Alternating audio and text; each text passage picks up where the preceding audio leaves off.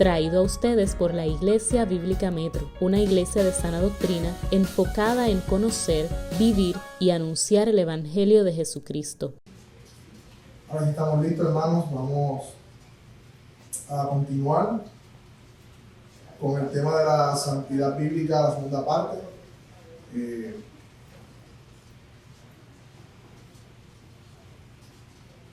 Quiero conectar el tema, ¿verdad?, con lo que estamos haciendo los miércoles. Nosotros los miércoles, ¿verdad?, estamos trabajando temas de identidad de la iglesia, y esto es la razón es porque queremos,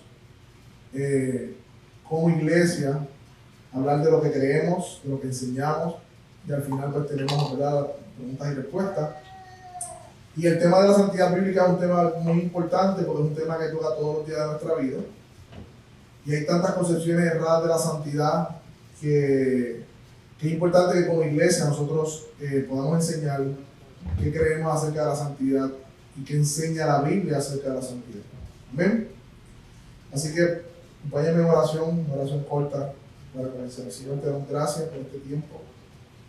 Ahora que nos acercamos, Señor, a la predicación de tu palabra, la exhortación de tu palabra, yo te pido, Señor, que esta palabra sea primeramente para mí, Señor. No ha sido la preparación, pero también para exhortar a mis hermanos, Señor. Gracias, Señor, por el privilegio de acercarnos a Él, entenderla, y por la ayuda del Espíritu Santo aplicarla en nuestra vida. En el nombre de Jesús. Gracias, Señor. Gracias, Señor. Ok, hermanos, recapitulando algunas bien breve, algo que tocamos la vez pasada, dijimos que la santidad bíblica es una doctrina que emerge de la Escritura, y toda doctrina comienza con Dios, o sea, emerge de su ser, de quién es Dios, y termina en Dios. No podemos hablar de santidad, de regla, ni de mejoramiento personal, aparte del tema del ser de Dios. ¿Está bien? Lo otro que dijimos es que si no tenemos un entendimiento claro de lo que hablamos el miércoles pasado acerca de la santidad posicional, no habrá progreso en nuestra santidad literalmente progresiva. Hay otro nombre que el hermano Carlos me recordó, que no solamente se dice santidad posicional, sino santidad definitiva. También hablamos de la importancia de que es una obra trina, de que el Padre, por su elección, nos eligió para ser santos.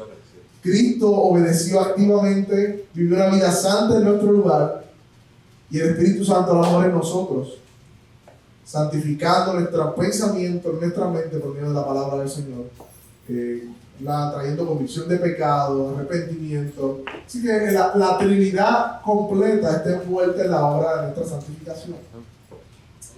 Dijimos también que es una consecuencia directa de la regeneración. Dios pone un corazón nuevo, y no solamente un corazón nuevo, una nueva vida, sino que pone nuevos deseos santos. Y por último dijimos que es parte de las cosas que dijimos, ¿verdad?, que es una vez hecha y para siempre, como dice Hebreo. Nuestra santidad posicional o definitiva, por eso tiene ese nombre. Una vez hecha y para siempre, Dios Jesucristo, por medio de un solo sacrificio, hizo por siempre perfecto a lo que está santificando, dice Hebreo 15. Y aquí es importante recalcar el Evangelio, el mensaje del Evangelio, para entonces entrar en nuestra santidad progresiva o práctica. Y es importante que, a pesar de que entendamos y conozcamos el Evangelio, podamos repasarlo, saborearlo. Yo cada vez que lo saboreo, cada vez que lo leo, cada vez que en un libro se está hablando del Evangelio, trato de detenerme y no decir, yo sé, y paso la página. No, yo no sé, yo necesito otra vez escuchar el Evangelio. Pablo, Pedro, Juan, todos los apóstoles decían, no me molesto repetirle las mismas cosas. Ellos sabían que nosotros necesitábamos escuchar acerca del Evangelio. Hermanos, y el Evangelio dice que cuando nosotros somos justificados, somos absueltos. Miren esto, hermanos. Y esta cita la estoy tomando, ahorita les muestro el libro, se llama La disciplina de la gracia, de Jerry Bridges. Y él habla y explica el Evangelio de esta manera y me gustó. Al ser justificados somos absueltos de cualquier acusación de culpabilidad y somos declarados absolutamente justos. vaya saboreando, vaya meditando en estas palabras. No somos librados, solamente somos librados o liberados de la obligación de ser expuestos ante la ira de Dios debido a nuestra culpa, sino que Dios nos acepta personalmente por la causa de Cristo. La justificación es como las dos caras de la moneda. Por un lado somos declarados justos o no culpables delante de Dios, y por el otro se nos declara completamente justos y santos delante de Dios. Y esto es por causa de nuestra unión con Cristo. Dios nos ve legalmente como si estuviéramos tan unidos a Cristo que lo que Él hizo, su justicia perfecta, fue como si nosotros hubiésemos vivido esa justicia perfecta. Cuando Cristo murió en la cruz para satisfacer las justas demandas de la ley de Dios, es exactamente como si nosotros hubiésemos muerto en esa cruz. Cristo tomó el lugar de representación nuestra, tanto en nuestra vida, obediencia activa, como en nuestra muerte.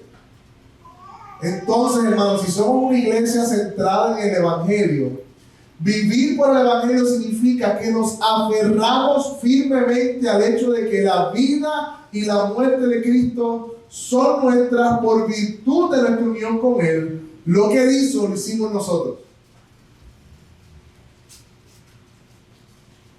Vivir por el Evangelio, una vida centrada en el Evangelio, significa aferrarnos, no con dudas, no con, no sé, yo creo, yo pienso, firmemente al hecho de que la vida y la muerte de Cristo son nuestras y que por virtud de nuestra unión con Él, lo que Él hizo, vivió una vida justa, murió por el pecado, pero también resucitó. Nosotros también lo hicimos y estamos en esperanza de completa resurrección, que es la promesa que tenemos. La esperanza de la resurrección. Así que, hermanos, este mensaje del Evangelio tiene que estar como en el centro de nuestro corazón, en nuestra vida práctica de santidad.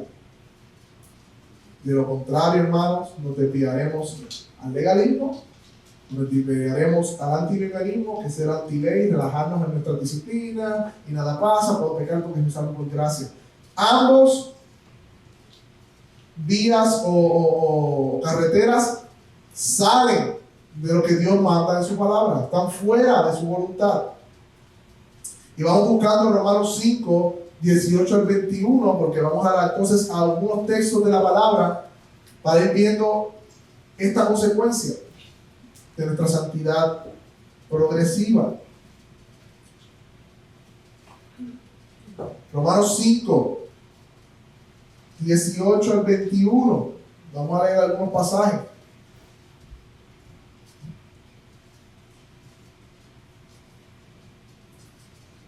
No vamos a estar mucho tiempo porque ya lo he explicado bastante.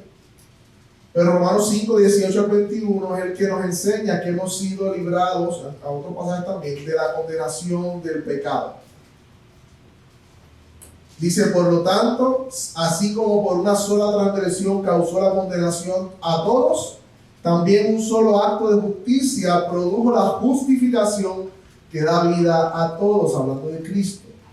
Porque así por la desobediencia de uno, hablando de, ¿verdad?, Adán, solo fueron muchos constituidos pecadores, también por la obediencia de todos nosotros. No, de uno, solo los muchos serán constituidos justos. En lo que atañe a la ley, este intervino para aumentar la transgresión o revelar la transgresión, por decirlo de una manera. Pero allí donde abundó el pecado, ¿qué dice la palabra?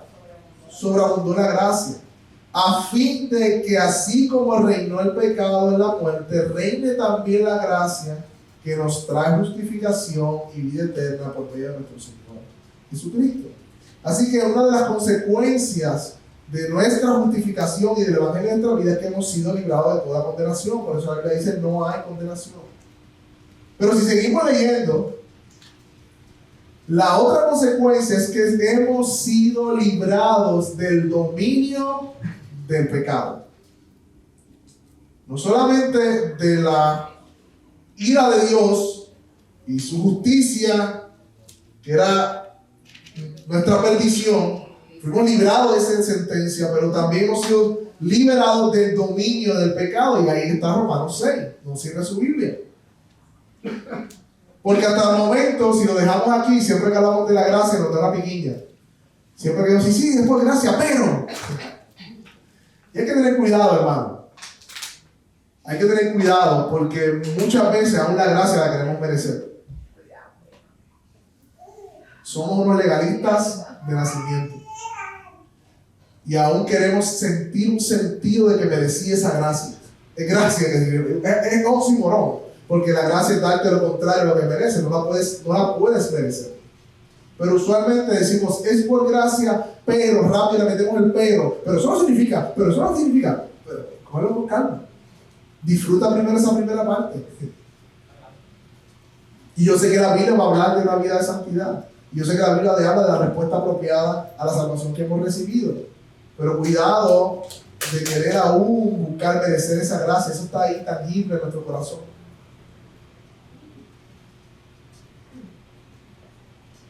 Romanos 6, vamos ahí a ese capítulo, porque ese capítulo es importantísimo para la santificación progresiva. ¿Qué quiere decir esto, hermano? Pablo está diciendo es por gracia, pero, o Pablo está diciendo hemos sido por gracia, por lo tanto. Es diferente. Que por lo tanto y pero se parecen, pero lo que quiero decir es que Pablo hace una pregunta y mire que dice el versículo 1.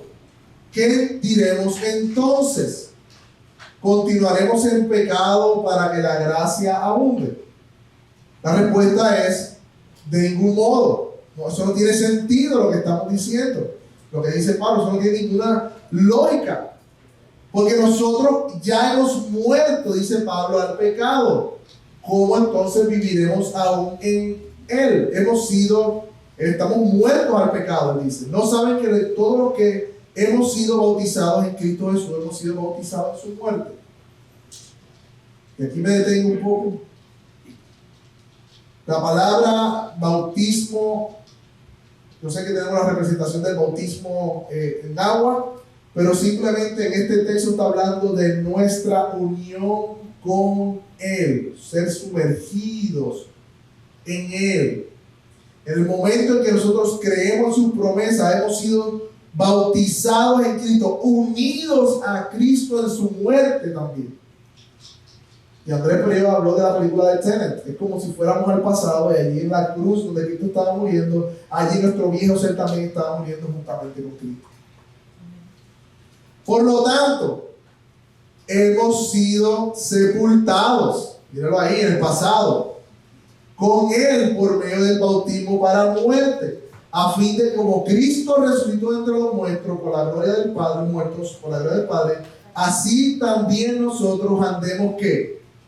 En novedad de vida. Porque si hemos sido unidos a Cristo, ahí está la palabra, en su semejanza de su muerte, ciertamente lo seremos también en la semejanza de su resurrección.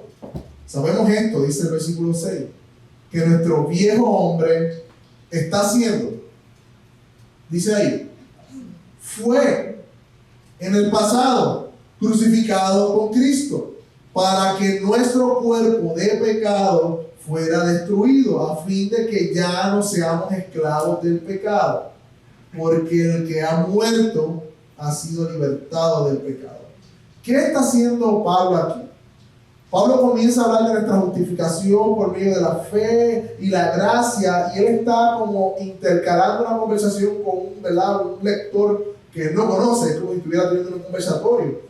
Y él se adelanta al pensamiento, o sea, que es por gracia, pues vamos a pecar.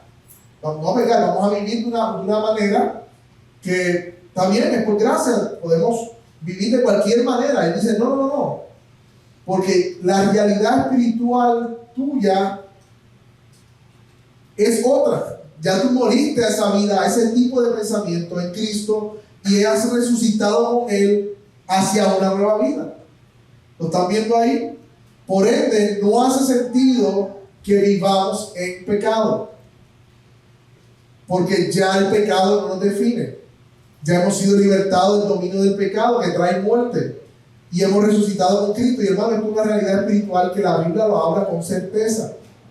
Y cuando hablamos de tener fe en las promesas del Evangelio, estas son las promesas o la verdad del Evangelio que tenemos que tener fe y creer de todo corazón. Si usted ha creído en Cristo, usted fue crucificado con Él y ha resucitado con Él. Por ende, usted es una nueva persona. El Pichi que estaba antes de venir a Cristo no existe ante el juicio de Dios ya. Murió con todos sus pecados. Por eso la Biblia dice que no hay condenación, porque ya fueron pagadas. Y yo soy una nueva persona en Cristo, resucitada en Cristo. Por ende, no hace ningún sentido que nosotros vivamos de una manera que era categórica o que representaba a mi vieja criatura. Porque hemos sido resucitados con Él. Y a la luz de esa nueva realidad espiritual, o sea, que hemos muerto al pecado, que ya el pecado no tiene dominio, no dije presencia, dije dominio de nosotros. En ese sentido es que el Evangelio puede darnos imperativos. Hermanos, nadie va a vivir una vida de santidad que la Biblia demande a menos que haya sido primero libertado del dominio del pecado. Solamente un creyente verdadero puede vivir a la luz de la santidad bíblica. Porque de lo contrario se va a encontrar que está esclavizado el pecado. Y por eso vemos, y vamos a algunos pasajes, que Romanos 12, 1, luego de que Pablo termina su explicación aún de la lección y todo lo demás, llega entonces a la parte práctica, aplicativa, luego informa a la mente de los romanos, le dice: por eso a ustedes yo les ruego, por la misericordia de Dios, que ustedes presenten su cuerpo como un sacrificio vivo. Sacrificio vivo, santo, agradable a Dios, que es el culto. La palabra original es lógico. Ese es el culto racional. Efesios 4:1. Luego de que Pablo explica los misterios del Evangelio, de cómo de dos pueblos hice uno, y la santificación y el poder de Dios de sentarnos en los lugares celestiales, luego que informa nuestra mente con el Evangelio, Romanos 4:1 dice: anden dignos del llamamiento con que fueron llamados. ¿Quieren ver otra carta? Gálatas 5. Luego de que Pablo explica la salvación por gracia y por medio de la fe, y le hace, ¿verdad?, todas las ilustraciones del Antiguo Testamento, y le muestra cómo en Abraham, por medio de la fe, y la ley nos condena, pero en Cristo somos libertados. Después que explica todo eso, capítulo 5 es que comienza a dar imperativos de qué tenemos que hacer, de cómo debemos responder. Versículo 13: ustedes fueron llamados a libertad. Y le dice: hermanos, no usen esa libertad como pretexto para la carnalidad. Esa es la exhortación de Pablo. Filipenses 2:12. Luego que en Filipenses 2:5 explica cómo Cristo dice que se despojó a sí mismo, siendo igual a Dios, no teniendo, ¿verdad?, como cosa que aferrarse, despojó, se hizo hombre, y estando en la condición de hombre, se humilló hasta la muerte y muerte de cruz, por lo tanto Dios lo exaltó. Y dice todo eso. Llegamos al versículo 12 y dice: de modo que, amados míos, así como habéis obedecido siempre, no solamente cuando estoy presente, sino más ahora en mi ausencia, ocúpese en su salvación con temor y temblor. Como si fuera poco, Colosenses, hermano, capítulo 3. Luego de Pablo haber explicado el Evangelio, el capítulo 1, cómo estamos completos en Cristo, cómo Cristo en él habitaba la plenitud de la deidad, cómo no debemos amedrentarnos por la falsa filosofía de los misticistas, de los gnósticos, de toda esta gente que estaba intentando manchar el Evangelio y esclavizar a la gente en visiones y en este cosa. En el capítulo 3 le dice, siendo pues, habiendo resucitado ustedes con Cristo, como ya ustedes han resucitado con Cristo, busquen las cosas de arriba. Como si fuera poco. Hebreos 12. Hebreos 12, más de la mitad de las cartas son imperativos. Pero son indicativos. Mira lo que Dios ha hecho, mira lo que hizo, mira lo que hizo. Y al final, por lo tanto. Miren Hebreos 12. Por lo tanto, nosotros también, teniendo gran nube de testigos, hablando de aquellos que vivieron por fe, despojémonos de todo peso y del pecado que nos asedia fácilmente y nos enreda, y corramos con perseverancia la carrera que tenemos por delante. Hermanos, somos llamados a vivir, y voy a ahora a poner cada una de estas exhortaciones. Somos llamados a correr con perseverancia, a buscar las cosas de arriba, a ocuparnos en nuestra salvación con temor y temblor, a andar en libertad, no como pretexto para la carnalidad, a andar digno del llamamiento y a presentar nuestro cuerpo como sacrificio vivo, santo y agradable a Dios. Y todas esas exhortaciones vienen amarradas de una explicación y un entendimiento claro del Evangelio. No vienen separadas. Y hay otro pasaje que Tito habla de que aquel que se alista a la milicia no se enreda en los negocios de la carne para agradar a aquel que lo llamó. Y también le dice, corre como aquel atleta, de tal manera que alcances el premio. Pero lamentablemente, hermanos, hay un pecado que les llamamos el pecado de cruise control. Me gustó esa ilustración. En nuestros carros usted puede ir en el highway, en el expreso, ¿verdad? Y ponerle un botón que se llama Cruise Control, que simplemente lo que hace es que mira el millaje, ve más o menos que está a 60 millas, todo el mundo va a 60 millas, lo pones, quitas el pie del pedal porque ahí descansa, te relajas y el carro sigue solo. Y nos conformamos por la santidad de la manada. Todo como vi los cristianos en Puerto Rico, así, ¿no? Que Cruise Control, estamos 40 millas, nos relajamos, después que yo vaya a la iglesia, después que yo lea mi textito otra vez a la semana, Dios sabe que es difícil, Dios sabe que soy pecador, Dios sabe, entonces ponemos el Cruise Control. Pero el llamado de la Biblia no es dejar el Cruise Control, sino a esforzarnos en nuestra carrera de la santidad, a correr con perseverancia, con paciencia. Y no estoy hablando necesariamente de ir a 200 millas por hora, pero sí estoy hablando a correr. A no ser conformista en nuestro proceso de santificación. ¿Y cómo, hermanos, se ve entonces la santidad en nuestro día? ¿Cómo se ve este proceso en nuestro día? ¿Cómo nosotros podemos crecer en santidad de manera práctica, hermano? ¿Cómo se ve eso en nuestro día a día? Me gustó esta definición de Jay Packer acerca de un cristiano. Un cristiano es uno que ama la palabra de Dios.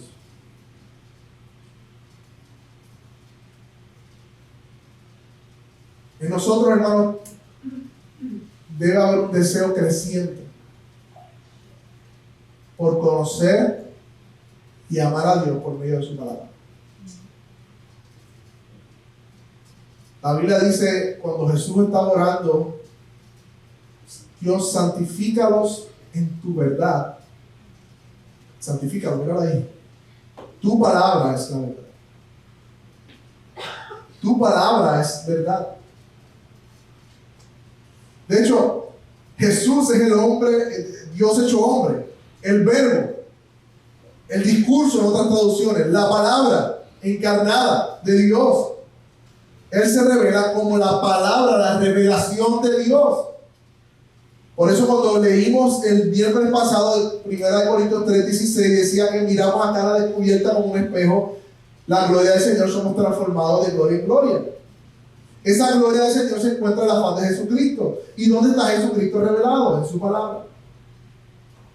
Por lo tanto, no son los llamados al altar los que nos ayudan a crecer en santidad. Por lo tanto, no son retiros, no son los conciertos de adoración, no son las experiencias emocionales, no son las actividades o los eventos los que nos ayudan a crecer en santidad. Tampoco quizás las conferencias, sino una vida dedicada y separada con un deseo creciente, hermanos, y constante de estudiar y conocer al Dios a través de sus escrituras.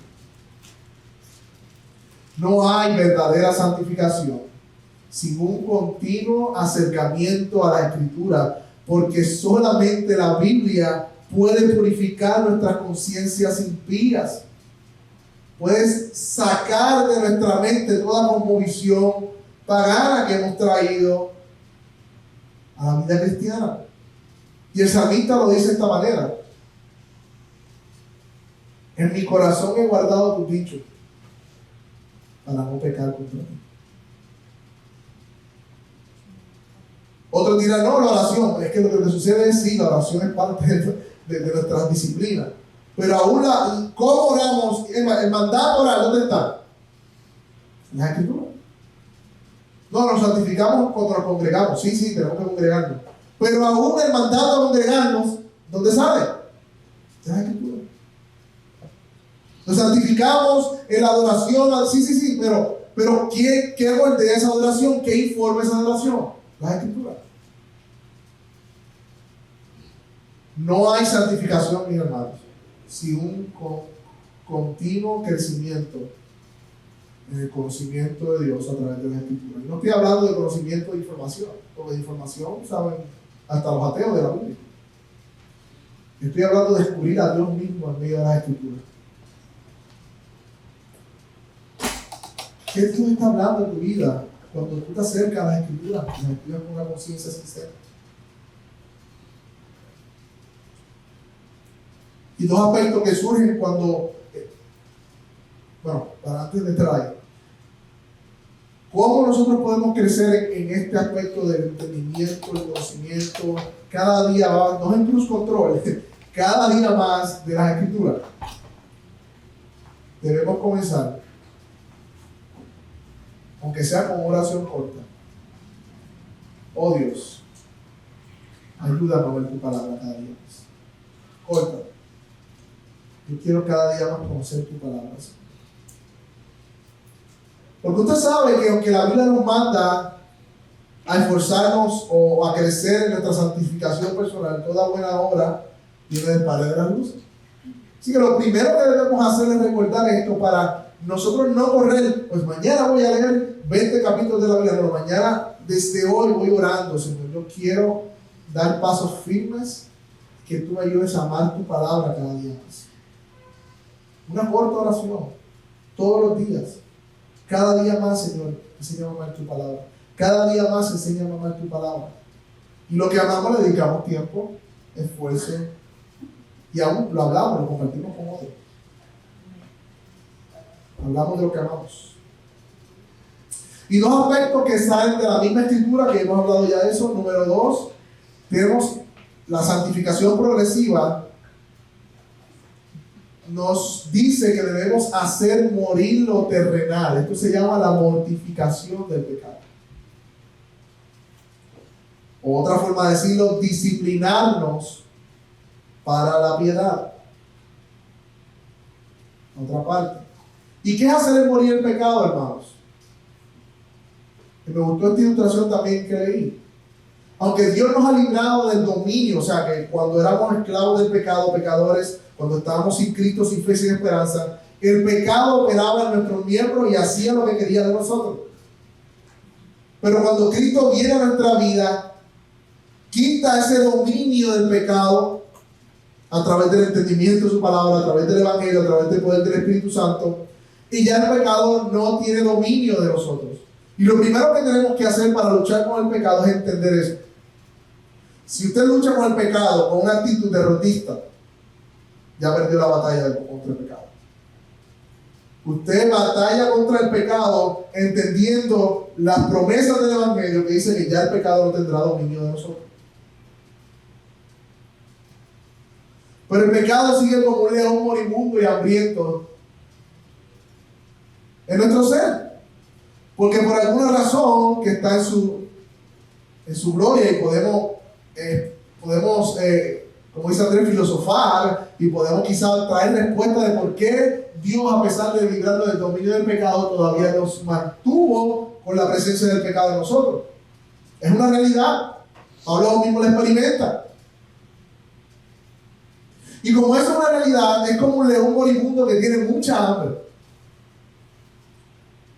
Y cada pequeñas decisiones que tomamos alimenta y fortalece el pecado en nuestra vida. Tenemos dos opciones. Aquí no hay puntos medios. O estamos alimentando a ese león moribundo, o le estamos quitando el alimento para que permanezca débil y muerto en nosotros. Y ese alimento son las decisiones que tomamos, los afectos, nuestros sentimientos, cómo estamos decidiendo aún en las pequeñas cosas. Es como, una vez alguien dijo, hay personas que quizás no se comen o no se toman una botella que diga veneno, pero por alguna razón, si se lo dan gotita a gotita, sí se lo toman. Así mismo verá el pecado en nosotros, son poquitas cosas, pequeñas miradas, pequeñas mentiras, pequeños deseos que no deben estar ahí, pequeños anhelos de vanagloria, ese aplauso que como que te llenó el corazón, o esos likes que como que sentiste como que quieres volver a sentir eso. Esas pequeñas cosas. Hizo sentir bien hacer un comentario que de momento ofendió a otra persona, hizo sentir menos. Y tomamos esas pequeñas decisiones, y lo que estamos haciendo con esas pequeñas decisiones es dándole comida al león. Y el león lo que necesita es un poquito de comida. Y te va a pedir más comida. Porque el pecado obra de una manera creciente en nuestra vida. Esa es su naturaleza. Y para poder tener una vida en santidad y crecer en santidad, el aspecto de morir, hacer morir el pecado en nosotros, es un aspecto fundamental que está en Romanos 6 que leímos. Lo leímos hace poco. Hagan morir lo terrenal en nosotros, dice otro texto también. Dice Colosenses 3:5, Efesios 4:22 dice, con respecto a su antigua manera de vivir, miren cómo lo dice, despójense del viejo hombre. Hebreos 12, despojémonos de todo peso y del pecado que nos asedia, nos enreda fácilmente.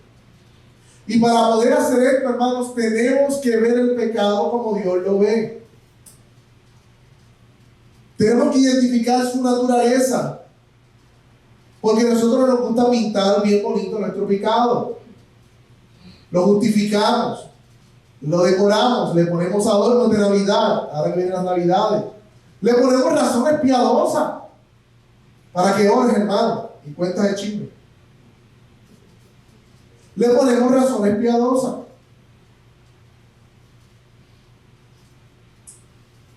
Pero hasta que tú no ves el pecado horrible, horrendo y detestable, y que es una rebelión contra Dios, no estarás preparado para hacerlo morir.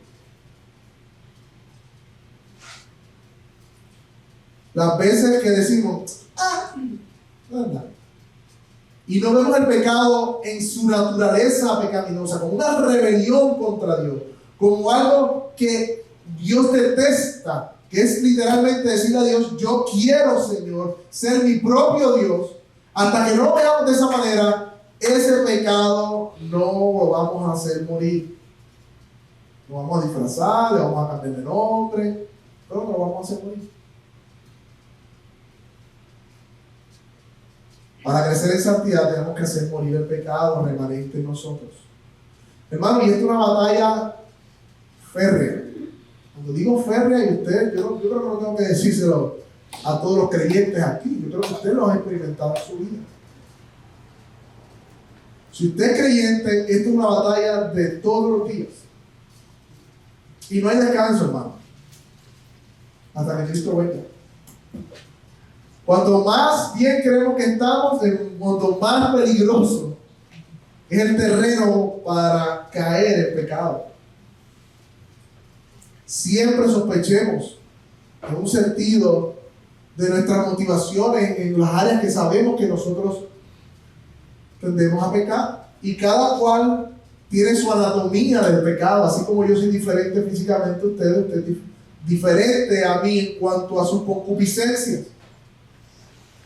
Unos son tentados con la duda, otros con compararnos con otros, otros con la ingratitud, otros con el tener cosas que no necesitamos, otros con encontrar gozo en lo terrenal, otros con la envidia, otros con guardar resentimiento y no perdonar, otros con la lujuria, otros con el dinero, con el control. Cada uno de nosotros tiene una anatomía diferente o concupiscencia del pecado. Puede ser mezcla de todo eso que acabo de decir. Por lo tanto, debemos prepararnos en las Escrituras, entendiendo lo horrible del pecado para hacerlo para que pueda morir, hacerlo morir en nuestra vida. Hay una palabra que, o la segunda consecuencia del Evangelio, de las Escrituras de nuestra santificación, no es solamente hacer morir el pecado, sino, miren esta palabra, hermanos, disciplinarnos para la piedad. Primera de Timoteo 4:7 dice: desecha las fábulas profanas y viejas y ejercítate para la piedad. Y aquí dice que porque el ejercicio físico para poco aprovecha, pero la piedad para todo aprovecha, pues tiene promesa para esta vida presente y para la venidera. Hermanos, si usted fue como yo, que cuando comencé a hacer ejercicio, no se recuerdo si tenía 16, 17 años, después de hacer ejercicio se miró al espejo a ver cómo se veía el primer día. Y ahora muchos hacemos eso, ¿verdad? Nos ponemos una ensalada, hacemos ejercicio y ya estamos mirando al espejo a ver cómo se ve. Hermanos, yo puedo estar 9 horas en el gimnasio un día y lo que voy a hacer es lastimarme realmente. Y no va a pasar nada al otro día. Lastimar mi cuerpo, sí. Comenzar a lastimar mi cuerpo. Pero el efecto del ejercicio tiene que ver con la constancia y con cómo graduamos el peso del ejercicio. Así como lavarme la boca un día por 2 horas corridas no hace nada si no me la lavo todos los días, así tampoco va a hacer nada un día en el gimnasio de 10 horas si no es sostenible durante el resto de los años. Y cuando la Biblia dice ejercitarnos para la piedad, esa es la mentalidad que debemos tener para la santidad. La piedad tiene que ver con todo aquello que nos hace parecernos a Dios mismo. Y eso es un ejercicio. ¿Qué quiere decir eso? Que requiere disciplina, que requiere la ayuda de otros, que toma tiempo aprender, que lo vamos desarrollando, que los efectos de esa piedad quizás no los veas al comienzo, pero lo vas a ver en tu vida práctica a lo largo. Es un aspecto que no es para un solo domingo o un domingo y miércoles, sino que es algo que se practica todos los días. Debemos ejercitarnos para la piedad, hermanos. Y aquí hay un principio que quiero traer, es el principio de quita y pon. Vamos a Efesios, capítulo 4, versículos 22 y 31. La manera en que nos ejercitamos para la piedad es quitando, haciendo morir, pero eso que yo quito lo sustituyo y lo practico. A veces nuestro corazón está ahí, a veces no está ahí, hermano. Había días que cuando yo entrenaba, mi corazón, y cuando entreno a veces mi corazón no está ahí. Yo quiero estar en mi cama, hermanos. Y de la misma manera pasa la piedad. A veces está nuestro corazón allí, pero a veces no está. Pero aún así, la disciplina nos lleva a la constancia. Efesios 4, versículo 22 dice de la siguiente manera. Y miren el principio. Y mira con qué comienza Pablo, hablando de nuestra santificación y de nuestra piedad. Renuévense en el espíritu de su mente. No importa lo que usted haga, si no entiende lo que está haciendo y por qué lo que está haciendo, de nada vale. No es paso 1, paso 2, paso 3. Primero, renovar el entendimiento de por qué vivir una vida santa, de por qué ahogar el pecado, un entendimiento del Evangelio. Renovados en el entendimiento, eso es como visión. Entonces, y se visten del nuevo hombre, el cual es la semejanza de Dios y así entregado para justicia, santidad y verdad. ¿Lo vieron ahí? Por lo tanto, miren ahí, deja a un lado ¿qué? La falsedad. Dejen a un lado la falsedad. ¿Y cómo se hace eso, hermano? Pues mire, hermano, yo te lo voy a decir, dejando a un lado la mentira, se acabó. A veces le damos vuelta y leemos 7 libros a veces nosotros le damos vuelta a las cosas. Y leemos 4 libros de cómo dejar la mentira. ¡Deja la mentira! Me acuerdo cuando le compré un libro de oración y ya me decía, pero tienes que orar. ¿Por qué vas a comprar un libro de oración? Yo sí, yo sé, mi amor, pero hay con mi entendimiento que no sé por qué no veo la carga de la oración y no lo veo como un deleite. Pero, hermanos, dejen a un lado la falsedad. ¿Y qué vas a hacer? Pues no digo nada. No, hermano. Practica hablar que hablen con verdad, cada cual a su prójimo. Porque somos miembros los unos de los otros. Y Pablo no lo deja ahí. Pablo, y esto es lo que tenemos que hacer en nuestro proceso de santificación. No es solamente, pues voy a dejar A para hacer B. Es por qué. Cómo el Evangelio informa lo que yo estoy haciendo en mi proceso de santificación a través del poder del Espíritu Santo. Miremos el segundo. Enójese, pero no peque, no se ponga el sol sobre nuestro lomo, ni dé oportunidad al diablo. El que roba, ¿qué dice? No robe más. Sino que, pues no hago más nada, no estoy robando. No. Comparte.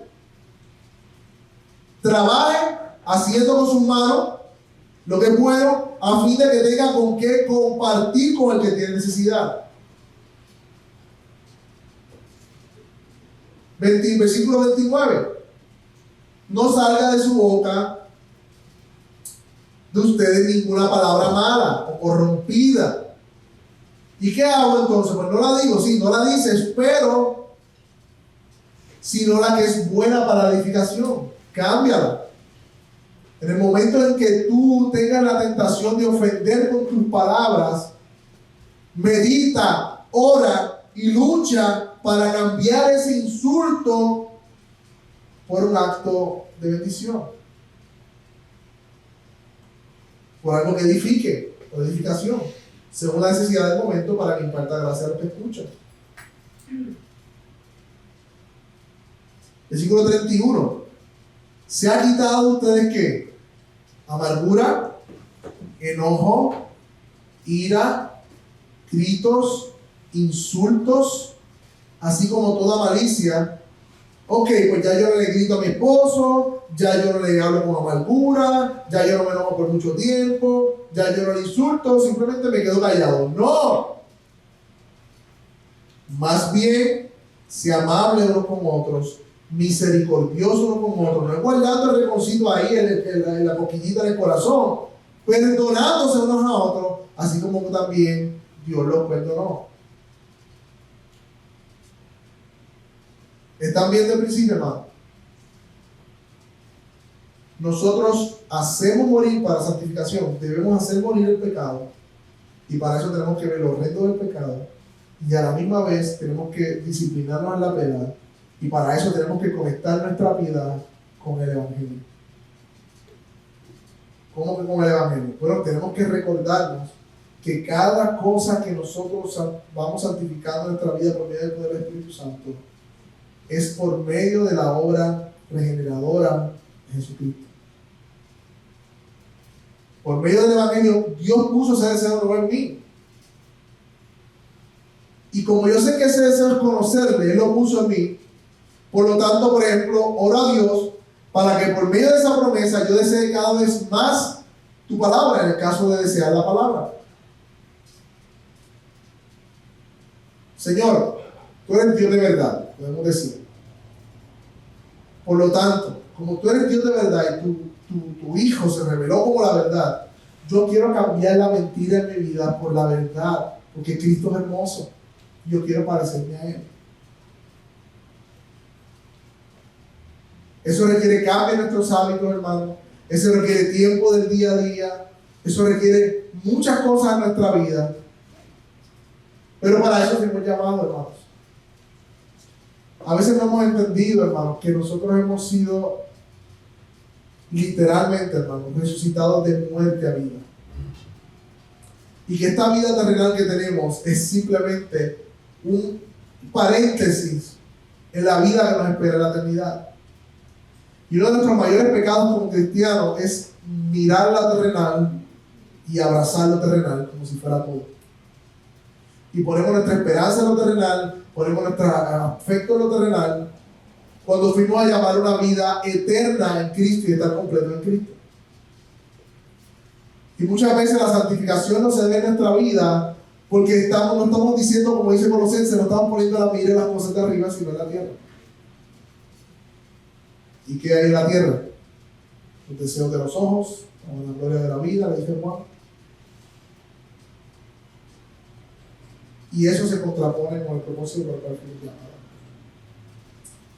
Y lo brutal es, hermanos, que nuestra plenitud, contentamiento y gozo se encuentra precisamente en lo que el enemigo ha querido vendernos como el fastidio. Satanás ha hecho bien el trabajo de engañar a los creyentes, haciéndoles ver que la santidad es pesada, que los mandamientos de Dios son nada. Ha hecho un mercadeo terrible en contra de lo que realmente es nuestro gozo y nuestra plenitud. El salmista decía: me deleito en guardar tu ley. O el salmista de Salmo 19 decía: tus mandamientos son más valiosos que el oro y la plata, dulces como la miel. Es tu palabra. Y ese es el Espíritu Santo que Dios ha puesto en nosotros. Está a través de ese poder del Espíritu Santo ayudándonos en nuestro, no solamente ayudándonos, produciendo en nosotros cada una de esas obras de piedad en nosotros. Por lo tanto, hermanos, tenemos la promesa del Espíritu Santo en nosotros, la tercera persona de la Trinidad, para poder luchar y poder vivir una vida de santidad. Miércoles pasado hablamos de cómo hemos sido santificados posicionalmente. Hoy estamos hablando de cómo esa santidad posicional también tiene que ver en nuestra vida práctica. Hermano, la realidad es que eso es una lucha, pero contamos con las promesas del Evangelio. Esa es una realidad más grande que cuando abundó el pecado, dice la Biblia, sobreabundó la gracia. Y no solamente eso, sino que también la esperanza de la recompensa final de la vida eterna es otra de las promesas que podemos mirar que nos van a ayudar en medio de nuestro proceso de santificación progresiva. Como dije al principio, hermano, la santificación progresiva es algo de todos los días. Por lo tanto, a veces nos cansamos, a veces tenemos luchas con nuestra santidad, a veces vemos progreso, nos contentamos, a veces no vemos progreso. Pero lo que define nuestra realidad no es el tribunal de la culpa de nuestra conciencia, sino que lo que define nuestra realidad es el tribunal supremo de Dios que ha declarado justificación completa. Y nuestra gasolina, energía para vivir una vida santa no se encuentra en la culpa, no se encuentra en mirarnos a nosotros mismos, sino se encuentra mirando en las promesas. A veces nosotros queremos, y discutía esto con algunos hermanos, cargar la culpa por un ratito, porque nos hace sentir que estamos pagando nuestros pecados. Pecamos contra Dios y yo sé que tengo perdón en Cristo, pero me siento culpable, Señor. Mira qué pena. Mírame con pena, Dios. Estoy pagando mi pecado, me siento mal. No, no. Y ese pecado fue perdonado en la cruz. Corre. La culpa de Dios la pone para que corramos al arrepentimiento y fe. Pero no para que la carguemos y le demos pena a Dios para sentir que merecemos su gracia. Hasta en eso nos engañamos nosotros mismos. Hasta en eso nos engañamos, hermano. Y termino con esta ilustración. No sé si cuántos vieron la película de Monster. Monster Inc. Esa película, los monstruitos, ¿verdad? Iban a las casas de los niños y gritaban y los asustaban y recolectaban el grito como fuente de energía para las operaciones, ¿verdad? Pero al final de la película se dan cuenta que la risa de los niños daba mucho más energía a la compañía y pues cuando vieron ese descubrimiento, pues eso fue revolucionó y la compañía prosperó. De la misma manera, hermano, con esa ilustración, boba, ¿verdad? Y no perfecta. Para nosotros vivir nuestra vida de santidad, nosotros no podemos recurrir a la culpa, sino a la gracia. Y esa gracia es la que verdaderamente va a ayudarnos a crecer en una vida de santidad. Muchos dicen no, porque si es por gracia, pues entonces van a pecar. No, no estás entendiendo, porque Dios ha puesto un deseo en nosotros, un nuevo deseo, una nueva naturaleza. Y ya el pecado no reina en nosotros. Pero Pichi, yo lo veo que todavía yo lucho. Sí, porque el pecado no se va a rendir. Pero la promesa es, miramos la promesa, miramos el indicativo, es que ya no reina en nosotros. Fue derrotado.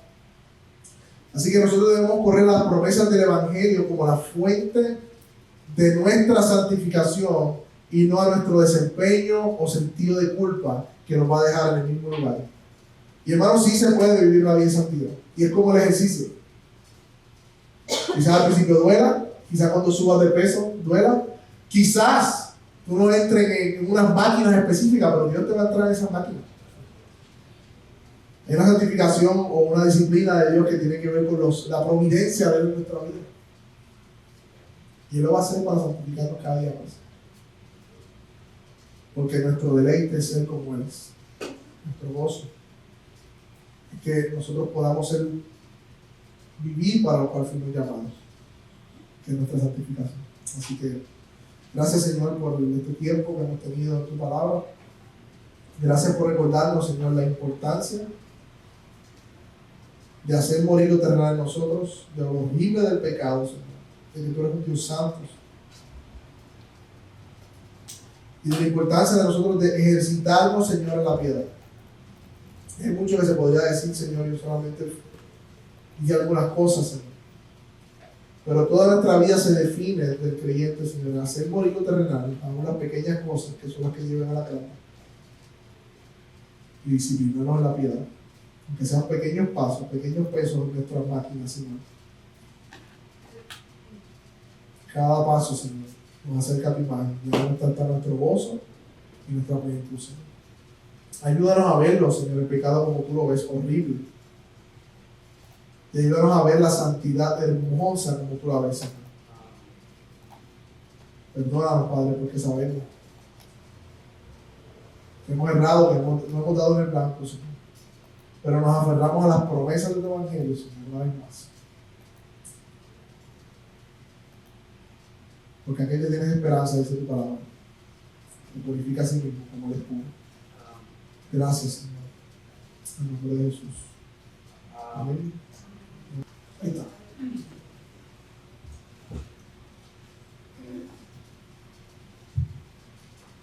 Cuando tú explicarías piedad más claro que perfecto.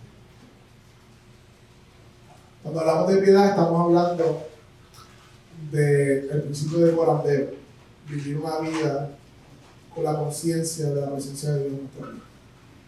So que siempre que hablamos de piedad, estamos hablando de cómo en nuestra vida practicamos el principio de que estamos delante de la presencia de Dios. Impiedad es lo contrario, una vida sin Dios, alejados de Dios, sin tener de referencia de que Dios es omnisciente y que ve todas las cosas. El impío viene de impiedad, vive como si no sintiera. Entonces, pues la piedad tiene que ver con todo lo contrario. Que lo vi en griego, exactamente lo que están diciendo, la práctica constante de hacer de godliness, ¿Cómo es en inglés? godliness. Godliness. Godliness. Estar consciente de la presencia de Dios. Y eso obviamente va a impactar no solamente los actos externos, sino la mente, el corazón, donde nadie ve, todo eso.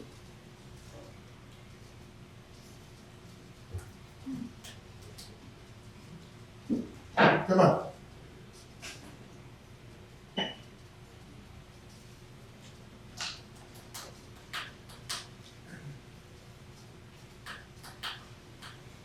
Andrés, enciende esto, por favor.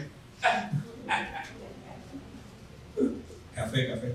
Mira, yo creo que tú fuiste claro, estaba escuchando cuando empezaste a abundarnos sobre la parte de primero tener esa relación, esa parte de buscar esa unión. Paso, en vez de ser paso uno, paso dos, voy a practicar esto, practicar otro, sino es como primera parte, esa intimidad, ¿verdad? Ok. Y aquí viene una pregunta. Aún así, como el ejemplo de que antes de hacer algo, empezar a orar por eso que vas a estar haciendo, ¿verdad? Aún así, ¿cómo podemos, qué consejos nos puedes dar en referencia a que si tú como persona quieres unas metas piadosas, por ejemplo, vamos a lo básico, leer más la palabra, son disciplinas espirituales. ¿Qué pasos prácticos, continuos, esa es la palabra, podemos hacer para crecer en esa disciplina? Pero sin llegar a la parte, esta es la parte que se me hace difícil explicar, sin llegar a la parte de simplemente la mecánica. Pues, mira, lo hago ya y conché, sino que qué cosa del corazón, cómo puedo aplicar eso continuo y práctico. Hablaste de morir a la carne, a los deseos, o sea, mirándolo más macro, como es una lucha continua. ¿Qué cosas podemos hacer para seguir creciendo en esa área, fortaleciéndonos en esa área, sin caer en el aspecto moralista? Porque hay personas que no tienen ninguna relación con Dios y te leen 30 libros, ¿no? Porque ya está en su naturaleza, pero ¿cómo podemos hacer eso real con una relación con Dios? Ese es mi punto.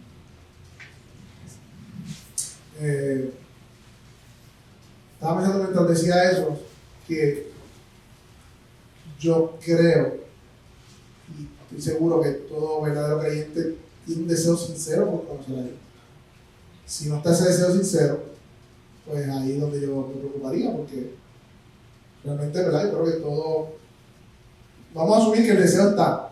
Eso es lo que yo creo de conocer a Dios. Ahora, no deja de ser una disciplina espiritual y quiere hacer una prueba.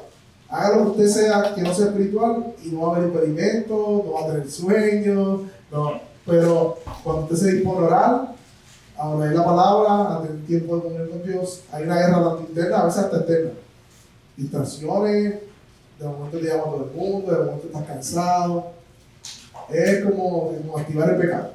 Que no deja de ser, ¿verdad?, una realidad en nuestras vidas. Ahora, entendiendo que está el deseo, de que la persona que va a preguntar eso, está el deseo, yo como dije en la parte, debemos comenzar primero con la oración. Y cuando digo oración, me digo oraciones cortas. No estoy hablando de una hora diciendo, Señor, ayúdame a leer, oraciones cortas que vienen de ese deseo sincero.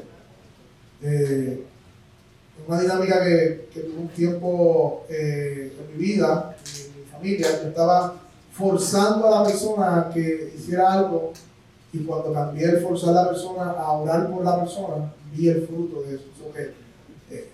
en ese sentido, oración sincera a Dios para que produzca un amor y un deseo por la palabra y no en cruise control, como dije ahorita, no en te voy a leer lo que después, tú sabes, para ponchar, sino como realmente un deseo sincero.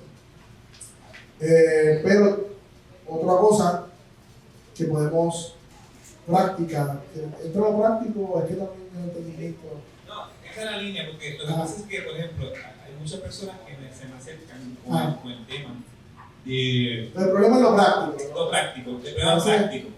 Y a mí lo que se me ha ocurrido, ¿verdad? Lo que tal vez lo leí en un lugar, lo que se me ocurrió, es sacar ese tiempo específico.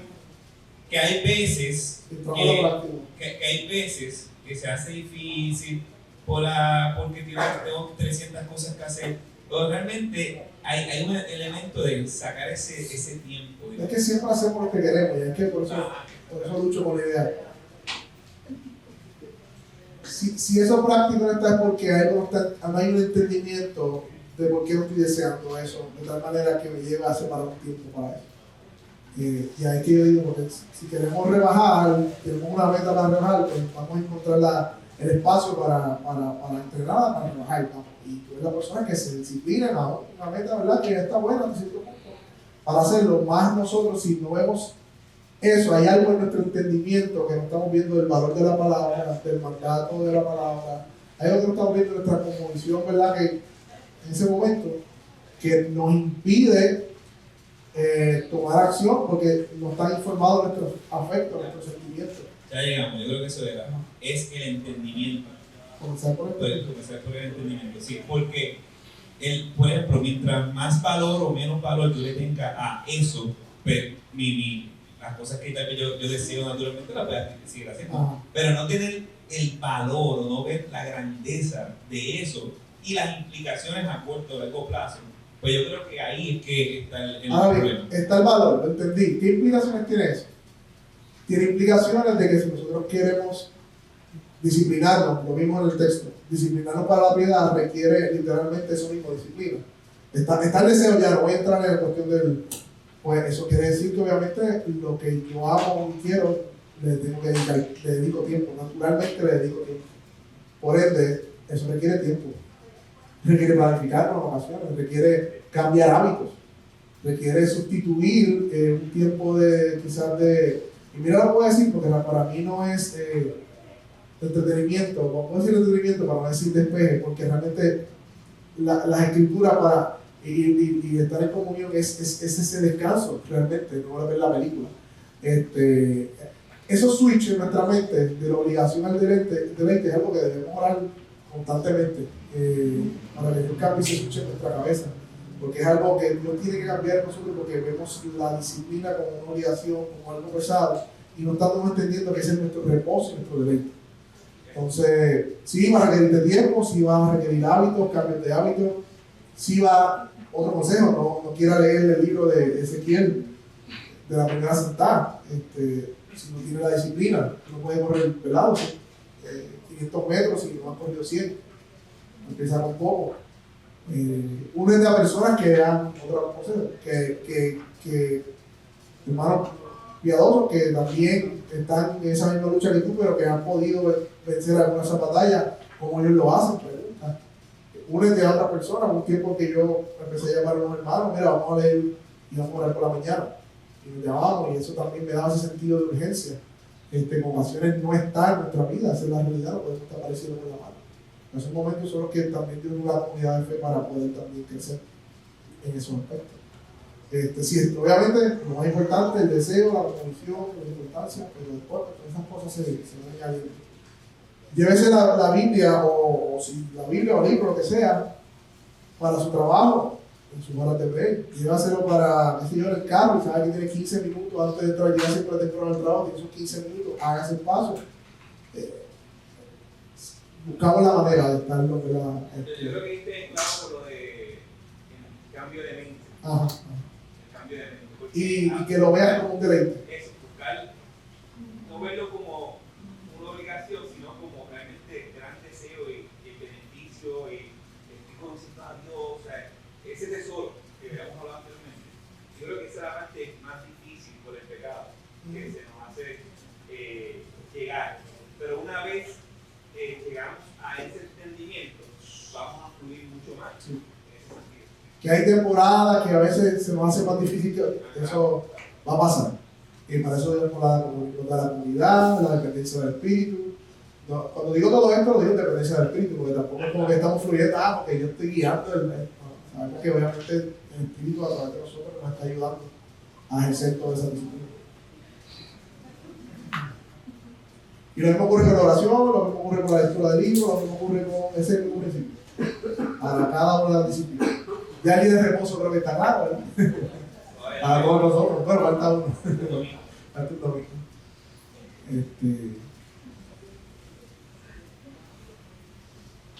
¿Qué más?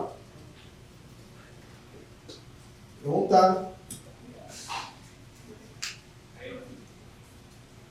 O comentarios, a veces preguntas, porque yo no tengo la respuesta a todas, ustedes las tienen. Una lectura de la predicación que no entendí muy bien, pero era de la oración, de que nos podemos engañar a nosotros mismos del perdón, que nos podemos como que engañar a nosotros mismos por hacerlo de esta manera, eso no lo entendí muy bien. Déjame explicarte. Sí, tienes razón. Del perdón a Dios, de la culpa. Que muchas veces podemos engañarnos a nosotros mismos en el sentido de que podemos sentir la culpa del pecado y en vez de correr entregar esa culpa en los pies de la cruz y arrepentirnos de nuestro pecado, la queremos cargar por un tiempo. Como que para pagar nuestro pecado, sentirnos, me siento culpable, Dios, mira mi pena de culpa, yo estoy sufriendo también, es como queriendo merecer el perdón a través de yo sentir y mantener esa culpa conmigo cuando ya esa culpa debemos entregarla y correr a pedir perdón a Dios, ¿verdad? Y recibir esa gracia del Señor. Sí. En ese sentido lo digo. Y lo digo más en el sentido por el background legalista, ¿verdad? O el background, y de muchos de nosotros venimos, donde estamos en ese círculo vicioso, ¿no? Donde tenemos la culpa y ahí estamos con la culpa bailando un rato, porque, ¿verdad? Queremos hasta cierto punto pagar nuestra penitencia por el pecado, cuando en realidad la Biblia ya nos ha dicho claramente que Él ha pagado todo pecado. Entonces, en vez de abrazar la culpa, esa culpa debe llevarnos a arrepentirnos de nuestro pecado y abrazar su gracia. Andrés. Eso usualmente pasa en los no creyentes, usualmente. ¿Qué hace un no creyente? Calma su conciencia con actividad religiosa o actividad de misericordia. Por ejemplo, caminamos de aquí a un sitio en nombre de Cristo porque yo sé que soy culpable. Porque dentro de todo, si el hombre natural puede percibir que está en enemistad con Dios, claro que sí, y tiene culpa por eso. Y sabe que él tiene que hacer algo, su alma, él tiene que hacer algo para llegar o para alcanzar. Ese es el hombre natural. Ahora bien, una vez ese hombre, Jesús se presenta a ese hombre y Dios lo salva, ese hombre entrega toda su culpa a los pies de Cristo porque Cristo lo perdonó y lo declaró inocente. Eso es importante. Cuando una persona tiene luchas con querer por sus propios méritos alcanzar o ponchar, por ejemplo, estos artistas que tienen millones de pesos y hacen unas fundaciones sin fines de lucro para dar chavo y calmarse su conciencia que dice algo, o esta gente que vive este mundo siendo buenas dádivas, pero la está haciendo porque entiende la culpa y no ha entendido el perdón de Cristo. Esa es la idea detrás. Tienes que ver el perdón, tienes que entender que Dios te ha perdonado si tú te has arrepentido, si Él te ha salvado, te estás completamente perdonado. Y esa parte es importante. A nosotros, naturalmente, se nos hace difícil aceptar la gracia. Queremos pagarlo todo con Él. Y Dios nos dice, no, es por gracia. Entonces, aún la gracia queremos merecerla y eso es contrario al Evangelio. En ese sentido, Dios nos perdona no por algo que hayamos hecho o con demandas de hacer algo, sino por lo que Cristo hizo. Y damos la vida por lo que Cristo hizo. Recibimos esa gracia del perdón por medio de Cristo. Nosotros simplemente recibimos, somos resultados. Carlos. confundido. Confundido. Dime. Yo estoy un poco confundido porque yo entiendo que la liberación de la culpa la da el Espíritu Santo. O estoy confundido. Dígate un poquito más, ¿cómo así? O sea que cuando decimos que Dios nos perdona es porque nos quita esa carga de la culpa. Claro. Como dice el peregrino. Pero en nuestra santificación diaria, cuando pecamos contra Dios, ¿cuál es la tendencia a veces de nuestro corazón? Lo que tú acabas de decir, o sea que Agarrar lo que no es nuestro, porque ya fue en ese sentido lo que estoy diciendo, nuestra santificación diaria. ¿Entiendes? Sí, pero yo me refería con respecto a que el ejemplo que tú dabas ahorita de que muchas veces usamos la culpa como un medio de expiación. Ajá, porque nuestra tendencia del día a día, o sea, como digo nuestra, por lo menos no hablo por todos, sino hablo de una de las tendencias de los creyentes, es que en ocasiones, cuando pecamos, en vez de correr a nuestro Padre, con la gracia que hemos recibido de perdón y sí, el Espíritu Santo nos convence de pecado y nos da convicción de pecado, eso sí. Ahora, ¿qué hacemos con la convicción de pecado? Nos quedamos nos lleva al arrepentimiento, debe llevarnos al arrepentimiento, tanto el impío para la salvación, tanto el creyente para la santificación diaria. Pero lo que ocurre es que cuando somos convictos de pecado, en ocasiones, por lo menos me ha pasado a mí, o se le pasa a personas que vienen quizás del microfondo, o quizás a una persona, porque ayer mismo, hablando con varios hermanos sobre este mismo tema, me di cuenta en sus palabras que todavía luchan con la idea de la gracia de Dios, del Evangelio. Y todavía, aun cuando pecamos, sentimos ese peso y en vez de correr a Cristo, nos quedamos como, no, es que no me va a aceptar, es que Dios está molesto conmigo, es que Dios, cuando ya estamos en Cristo, y Dios, o sea, el creyente está en Cristo, ya no hay condenación, debe correr, porque ese pecado queremos entregarlo al Señor porque realmente ha sido perdonado ya por el Señor. Entonces, nos lleva al arrepentimiento, no deben llevarnos a alejarnos y a hundirnos en la culpa. Eso es lo que quiero decir.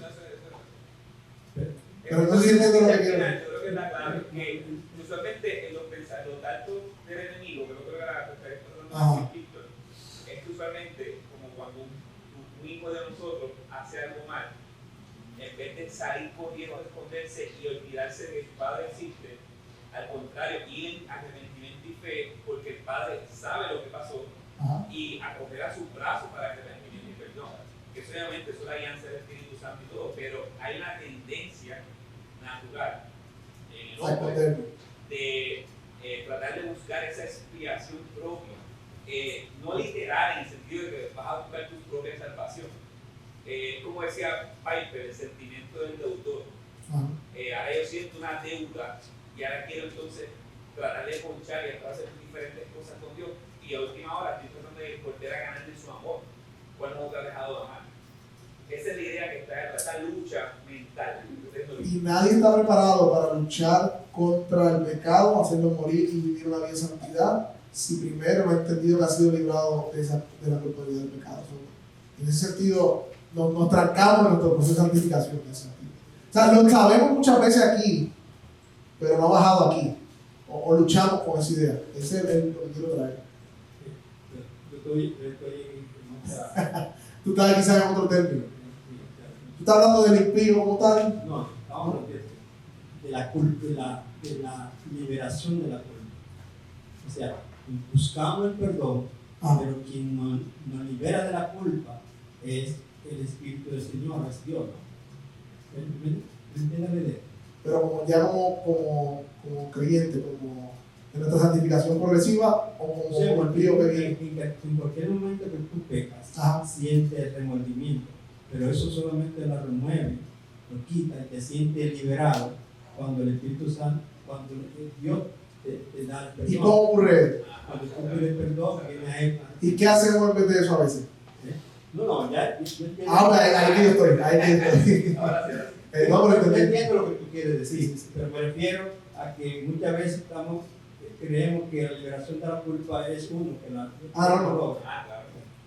Y leyendo un poco acerca de esto, hermano, a veces pedimos a Dios porque hay pecados que nos hacen sentir culpables y queremos sentir el perdón de sus pecados, pero no estamos dispuestos a sacrificar otros que nos hacen sentir culpables. Y no son tan públicos, no son tan, coloridos. Pero no, hermano, si necesitamos la vida de santificación, debemos santificar no solo aquellos pecados que nos hacen sentir impotentes o culpables o sentirnos mal delante de Dios, sino aquellos también que la Biblia dice que hay que mortificar y que quizás no son una carga pesada para nosotros. También todo eso debemos mortificar. Tengo una experiencia. Yo luché mucho con un pecado que cometí y no podía salir de esa culpa. Pero fue el Espíritu Santo que luego me la usted está hablando de un pecado en el pasado, no recurrente en la vida cristiana. No, en mi caso fue un pecado pasado, ¿no? Okay. Y entonces entiendo lo que pasé mucho tiempo teniendo esa carga, llorando al Señor, pero entonces me libré de ella. ¿Quién me libró? Entiendo ese punto, pero ya sí, entiendo lo que quiere decir. ¿Duda, pregunta? Yo creo que ya hay uno, ¿no?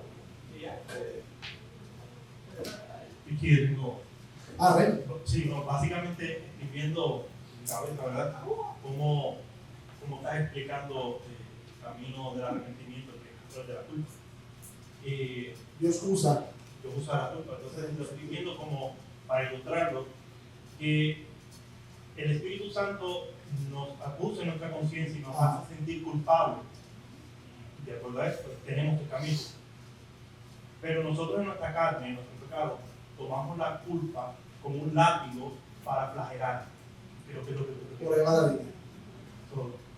Gracias al Espíritu Santo podemos arrepentirnos de esa culpa. O sea que cuando pecamos, no debemos tardar en arrepentirnos.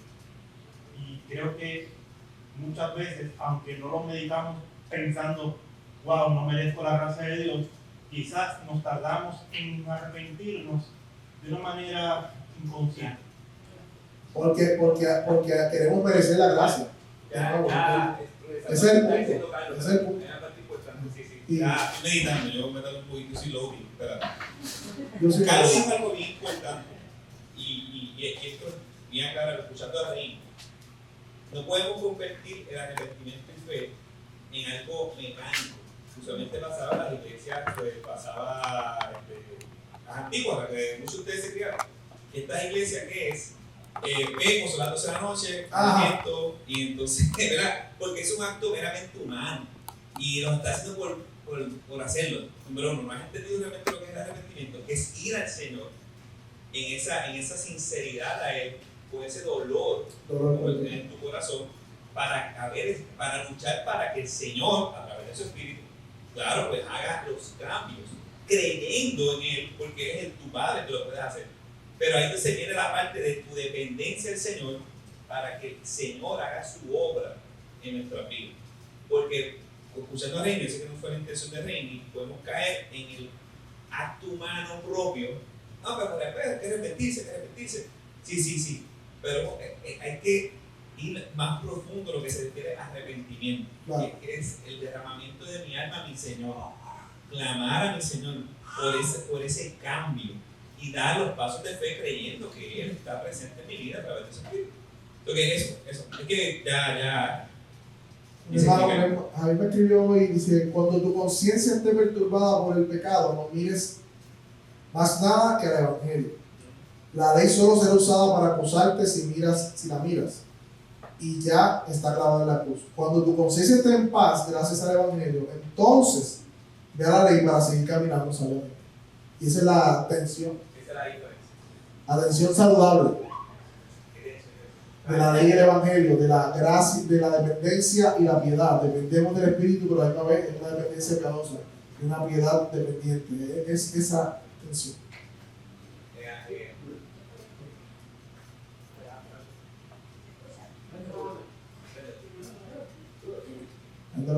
Ahora sí. Yo pienso también que hay que hacer más bien una diferencia entre remordimiento, que fue una palabra que mencionó el hermano Carlos, y lo que es convicción de pecado. Porque Judas sintió remordimiento. ¿Y qué hizo?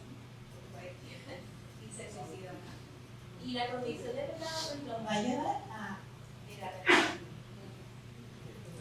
Cuando tenemos remordimiento, puede llevarnos a un estado hasta de pedir perdón, pero no con la intención de mortificar el pecado, ni con la intención de